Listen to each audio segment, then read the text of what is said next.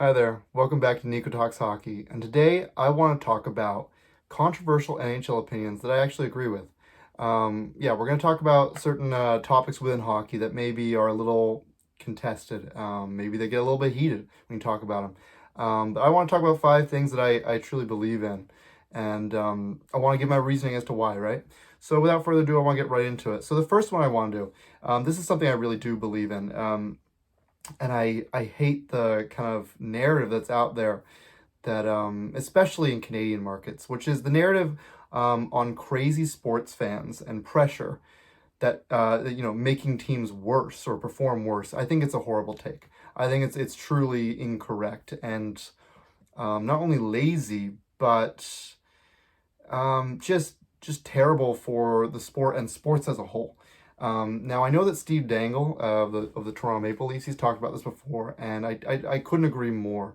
The narrative out there is that, well, you know maybe certain players don't want to play, or they don't play for Toronto. They don't want to play for Toronto, or certain Canadian markets like Vancouver, or just those very very intense places, because you've got a lot of fans who really care in those markets, right?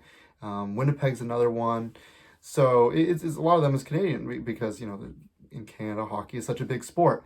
And that maybe if the fans weren't so crazy and they weren't so passionate, that these athletes would feel less pressure, and then they could perform better. That's why Canada has never had hasn't had a Stanley Cup in 32 years. I think that's just nonsense. One problem I have with it is that it puts blame on fans. First of all, um, we wouldn't have a league without fans, right? We would the NHL would not exist without fans lining the pockets of not only the players but the owners, and coming to every single game. Um, so I think that it's ridiculous to say that your audience is also the downfall. That doesn't make zero sense, and it's stupid, quite frankly. Two, uh, I think it's silly, because I think it's a very narrow-minded mindset on hockey as a whole. I think that when you look at sports, if you just look at hockey, if you're just looking through a hockey lens, then maybe this take makes sense to you, that all this pressure is making it harder on these players. But you widen that lens and you look at all the sports, and you look at, I don't know, Ronaldo and Messi, and Lance Armstrong and Serena Williams, and all these amazing athletes across all these different sports. And I don't think it should be a excuse to say, when the lights are brightest and the fans care the most, well, that's actually a problem, because then it's harder for your athletes and your stars to perform. These athletes, how do they wake up in the morning? How do they get out of bed? The pressure must be too much. Well, no, it's not. They get the job done. So yeah, I just think I think it's a lazy narrative, and I think it absolutely has to stop, because what you don't want the opposite, right? You don't want to go and make teams make fan bases care less, right? You don't want them to make them care less. Yeah, I think you're always going to get, in a very passionate market like Toronto or Vancouver, or some market like that, maybe New York. Um, you don't want, but it's inevitable. You're always going to have certain fans that take it too far, that get too crazy. But that is inevitable. You're always going to have the crazies out there. But the not crazies, but they're just crazy about their team, is just the very passionate fans. So I will never put the blame on the fans. Moving on to my next controversial opinion that I agree with in the NHL. This one's about the refs. I think that refs should have to explain their calls. It doesn't have to be long. It can be a 5 minute interview afterwards. But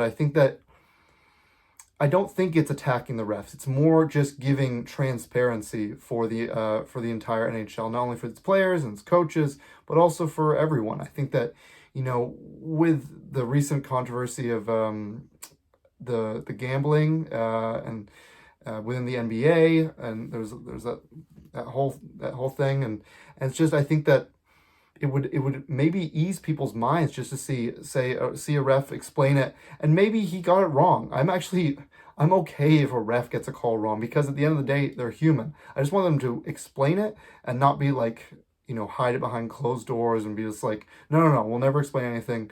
We're not gonna give our introspection into our thought processes here. So I think it would do a ton of good for everybody involved, including the refs. Maybe they would feel a little bit better, just be like, yeah, no, I mean, at first maybe they feel a little like it was just like breathed down upon, but it's more like just freeing them up and being like, you're not having.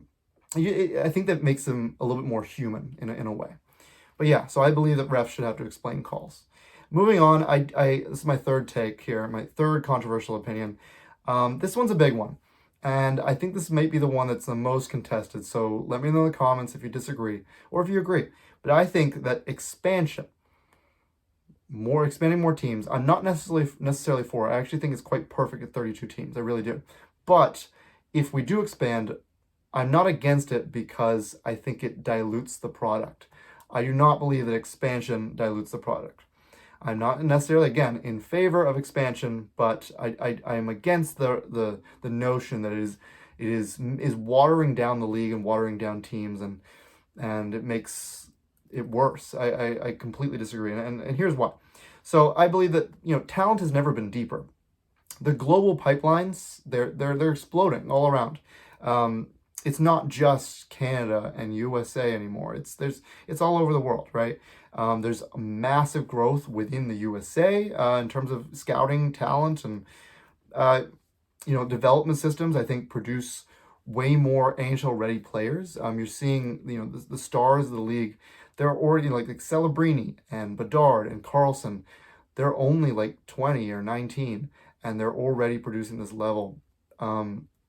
So it goes to show that like these young guys, if you're worried about these young guys, I don't think you should worry too much. They're learning at a really fast pace.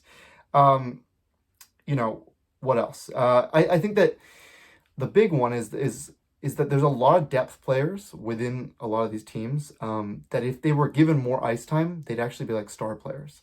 I'm not gonna say who, because I'm not an NHL pro scout, but I do believe that a lot of these bottom six players, if they were given top six ice time, we saw it in Vegas. We saw in Vegas where like they grabbed people and they became stars. They just needed the ice time. So I think that it would not dilute it. I think it raises league standards. I think it'd be silly to kind of be like, to keep it static and to keep it like the standard has to be this, because otherwise, like, are we saying that hockey players are, we don't have enough good hockey players? I think that's a ridiculous statement to say. I don't think the issue is talent dilution. I think it's parity. When fans say that it's diluted, I think what they're really reacting to is parity. And there's fewer super teams, which again I'm actually really in favor of. I'm not a fan of super teams. Yes, being a fan of Chicago Blackhawks, I love when they won 3 cups. I'm not gonna say that I didn't love it, but when you're just looking at the NHL and you want to look at it as a product, you want more parity. And I think that you get more competitive games, if you do have expansion, right? So, and then less predictability, right? So I think that's good competitive balance. And again, not necessarily a fan of expansion. I like it at 32 teams, but I do not think that it dilutes or waters down the product at all.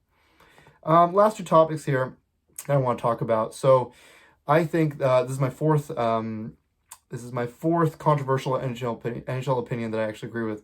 The lack of consistency in the goalie interference rule is one of the most harmful things to the sport of hockey and the NHL as a league.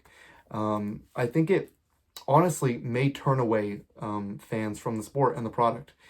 If you're trying to create, and it's a business, right? The NHL is a business. If you're trying to create and foster new fans watching, it's a turnoff to be like, well, I thought I understood this rule, but I don't. And even the players don't understand it. Even the coaches don't understand it. It is the most misunderstood thing, and it's still unclear. I mean, calls happen every day that like it's 50-50. Like, was this actually goalie interference or was it not?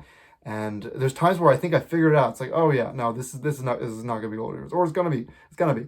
It's gonna be a good goal, and then it isn't, and it's kind of unbelievable, and I think that it truly hurts the sport that we love.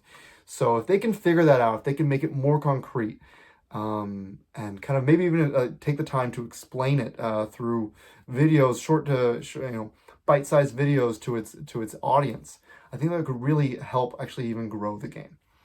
And the last topic I wanted to talk about here in terms of controversial NHL opinions that I actually agree with, um, it's about rebuilding. I've talked about this a little bit before. It's a few months ago, actually.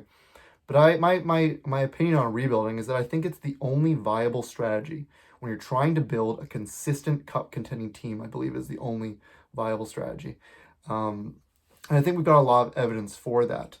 I think that you look back at the teams that have won it all, and you have to be really bad for a while and kind of tear it down. You don't have to tear down to the studs. I'm not saying completely like just get everyone out, start from ground zero. I'm not saying that, but I do believe that you have to have at least a couple blue chip prospects that you get through the draft, and then build through the draft, because you can't build through free agency. It's just too expensive. You can't find players who you're not even 100% sure they're going to work within your system, because they've played like half their hockey careers out of your system. You bring them in through free agency, and it's cost a lot of money to do that. So that's not a viable strategy in a cap world.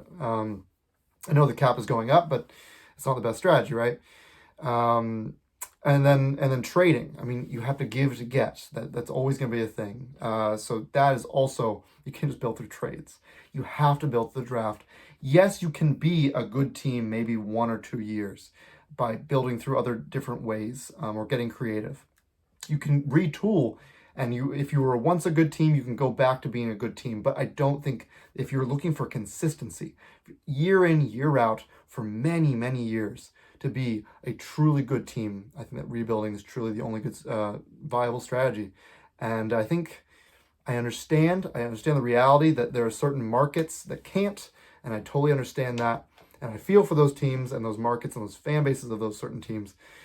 Let's say Winnipeg, let's say maybe even Calgary. There are certain fan bases that just financially maybe they wouldn't do so great if there were to be a rebuild, just because they'd have to go through those hard years to get to the good years.